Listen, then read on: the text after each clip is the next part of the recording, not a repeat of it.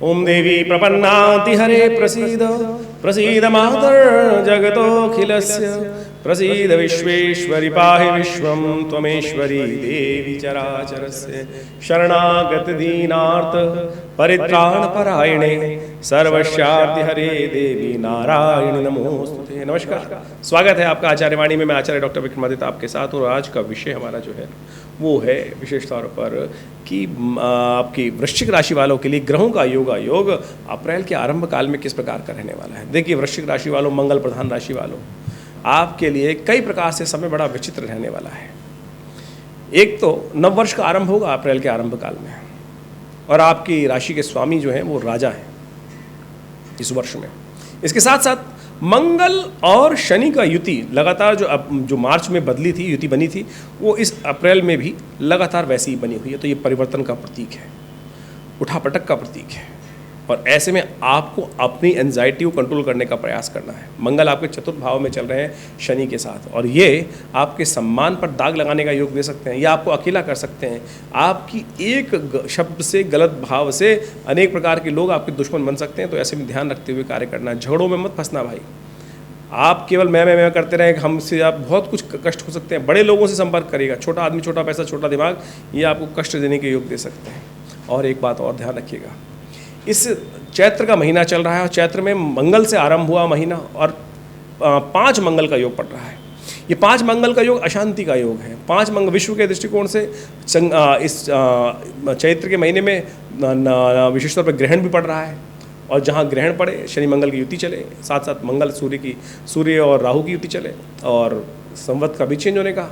तो ये कई प्रकार के परिवर्तन के योग हैं। आपको सिलसिलेवार तरीके से समझना चाहिए ग्रह किस प्रकार से क्या खेल आपकी किस्मत के साथ खेलने वाले। तो वृश्चिक राशि वालों, 1 अप्रैल की बात करें, सप्तमी तिथि, सोमवार का अवसर, धनु राशि में चंद्रमा का जो प्रवेश है, ये आपकी राशि के अनुसार से अच्छा रहेगा, अच्छा लाभ के योग बनाएगा, शक्ति का संचार करेगा, नए विचार उत्पन्न करने के योग देगा।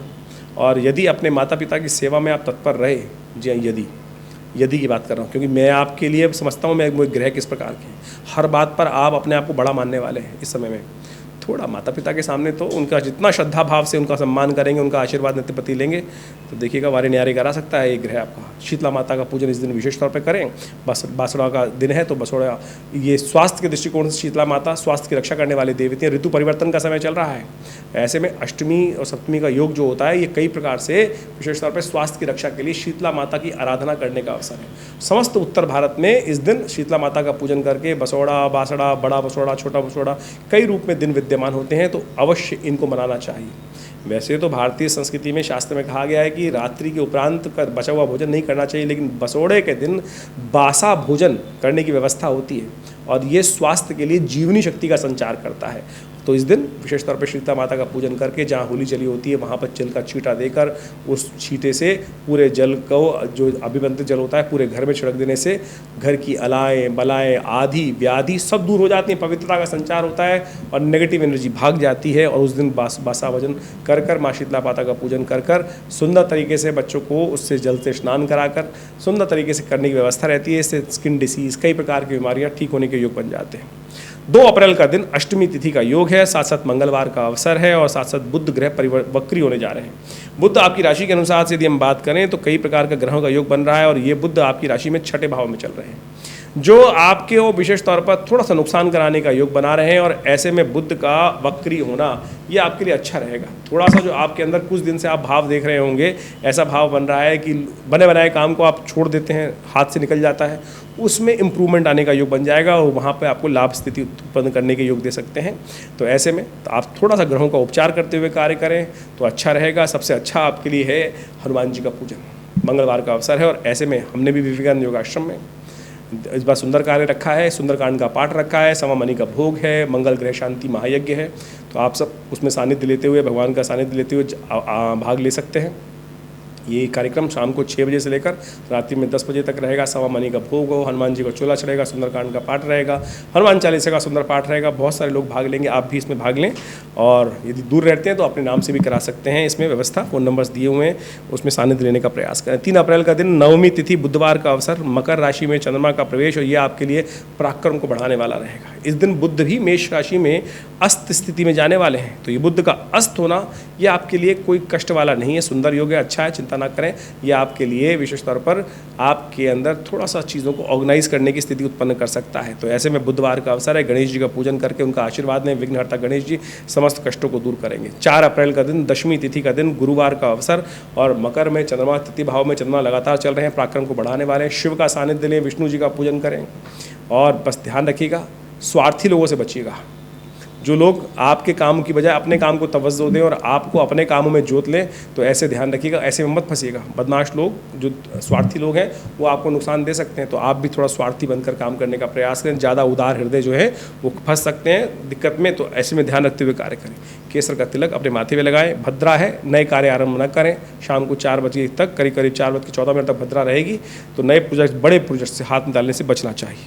5 अप्रैल का दिन शुक्रवार, एकादशी, शुक्रवार की एकादशी, महालक्ष्मी को प्रसन्न करने वाली एकादशी, और ये एकादशी पाप नाशिनी एकादशी कही जाती है, पापों को क्षय करने वाली, समस्त पापों को क्षय। जब जीवन में कष्ट आते हैं तो समझ लीजिए पापों का उदय हो रहा है।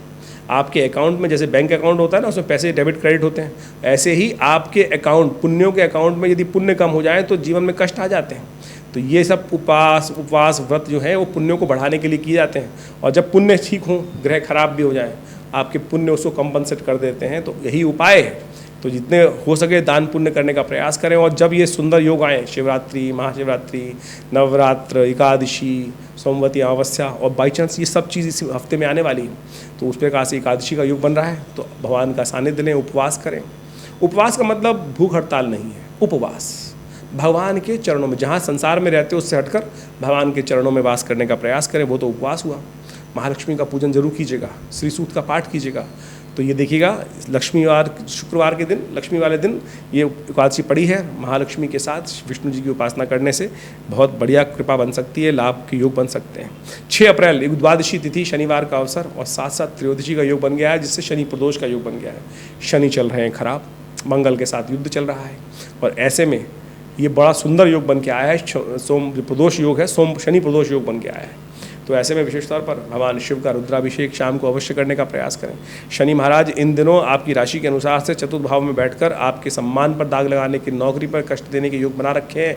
वृश्चिक राशि वालों, नुकसान देने के योग बना रखे हैं, जिद पर कर सकते हैं आप, और कहीं ना कहीं कष्ट देने के योग बन सकते हैं। तो ऐसे में उन सबको ठीक करने के लिए मंगल शनि की युति चल रही है, वो लक्ष्मी को थोड़ा सा रूठ आ रही है, तो ऐसे में एक उपाय करें, भगवान शिव का तिल के द्वारा अभिषेक करें, और हो सके तो विशेष तौर पर हनुमान जी का पाठ भी करें। तो ये सब करके आप कष्टों को दूर करने के योग बना सकते हैं। सोम प्रदोष का लाभ लेते हुए कार्य करें। 7 अप्रैल का यदि हम बात करें, त्रयोदशी तिथि उदया तिथि है, लेकिन शाम को चतुर्दशी क्षय हो जाएगी, और सोमवती और विशेष तौर पर मासिक शिवरात्रि का योग बनेगा। ऐसे में चंद्रमा भी परिवर्तन की तरफ जाएंगे, चंद्रमा मीन में चले जाएंगे, और चंद्रमा मीन में जाकर आपके लिए अच्छा योग बनाएंगे, आपके शत्रुओं को क्षय करने का योग बनाएंगे, आपकी विजय दिलाने के योग बनाएंगे, और आपके कार्यों को विशेष तौर पर लाभ स्थिति उत्पन्न करने के योग बन सकते हैं। तो आपको इसको सानिध्य लेते हुए कार्य करने का प्रयास करना चाहिए। ग्रह अच्छे हैं, अनुकूल है, ऐसे में भगवान शिव का विशेष पूजन करें।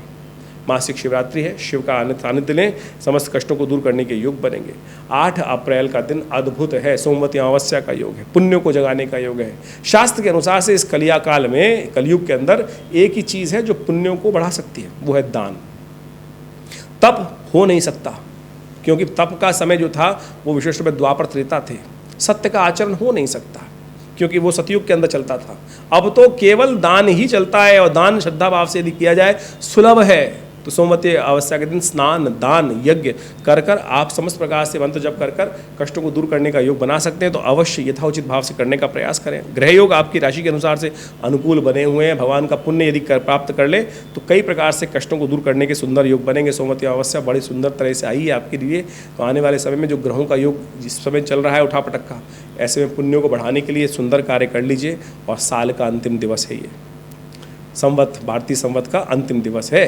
तो इस दिन पुण्यों को जगाने के लिए सुंदर कार्य करें, जिससे नव शक्ति के संचार के साथ आप अगले दिन नव संवत का आरंभ जब पदार्पण हो तो समस्त प्रकार से शौर्य के साथ, विवेक के साथ, मंगल की शक्ति के साथ, मंगलवार के दिन राजा मंगल के सानिध्य में नव वर्ष का उदय हो रहा है।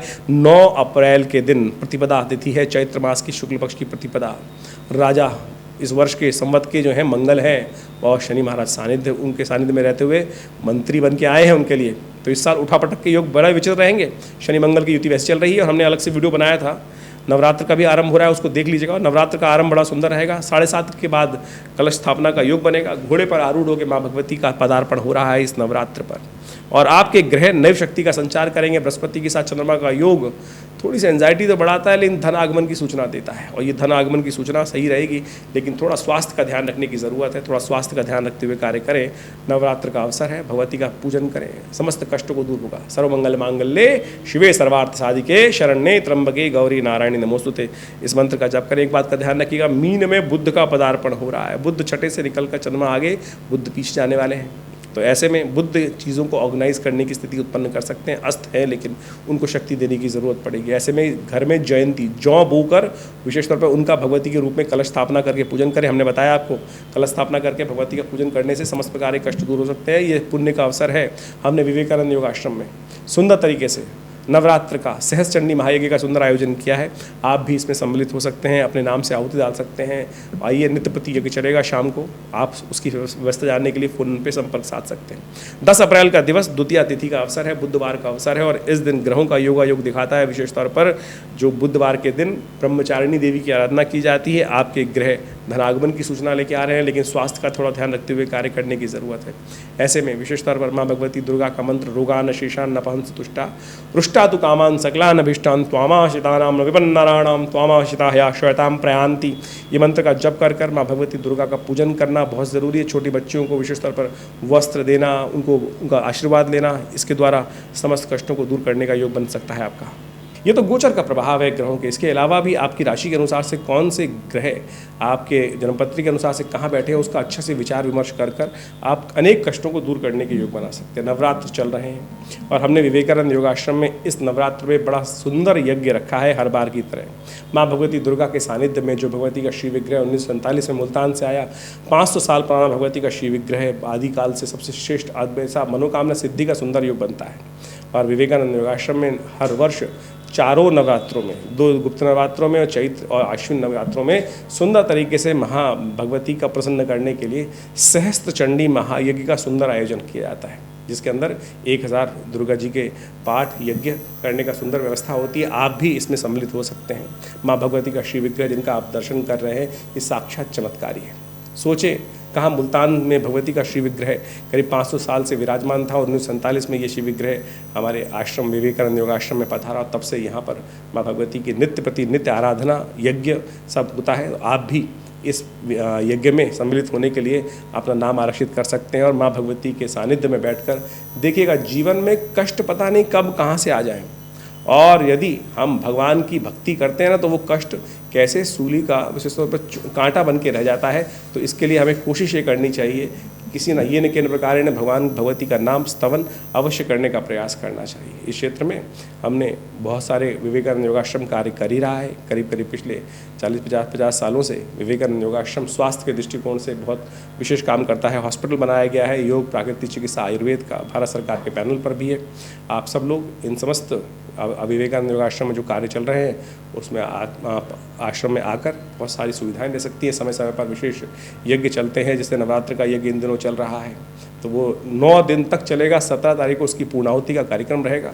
तो आप भी इस यज्ञ में पधारें। और जन्मपत्री का विचार विमर्श करने के लिए भी सुंदर व्यवस्था आश्रम में बनी हुई है। जिन लोगों को अपने जन्मपत्री का विचार विमर्श करना है, वो नीचे दिए फ़ोन नंबर्स पर संपर्क साध कर आश्रम पर आ सकते हैं। धन्यवाद, नमस्कार।